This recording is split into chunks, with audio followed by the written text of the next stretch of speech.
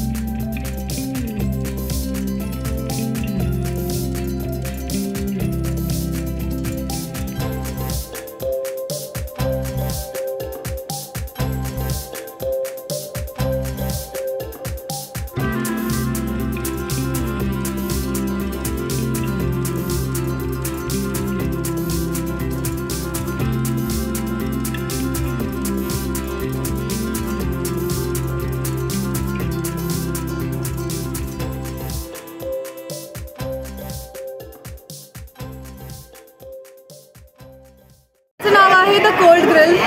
इथे आम्ही सँडविचेस ठेवलं आहे. 3 टाईप्स ऑफ सँडविचेस, वेज जंगली ग्रिल, बॉम्बे स्टाईल ग्रिल आणि कोल्ड सँडविच. आणि बाकीचे 2 कॉम्प्लिमेंटरी ड्रिंक्स ठेवलेले आहेत, फ्रूट कस्टर्ड आणि कद्दू की खीर. सो सगळ्यांनी मस्तपैकी एन्जॉय केलेलं आहे हे. आणि आमचं टॅगलाईन आहे खा के पिओ या पी के खाओ. आम्ही 4 होतो, आमच्या 4 मिळून हे सगळं पूर्ण अरेंज केलेलं आहे.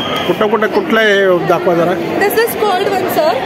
हे कोल्ड सँडविच, हे बॉम्बे स्टाईल ग्रिल सँडविच, हे जंगली ग्रिल सँडविच, हे फ्रूट कस्टर्ड आणि हे आहे कद्दू की खीर.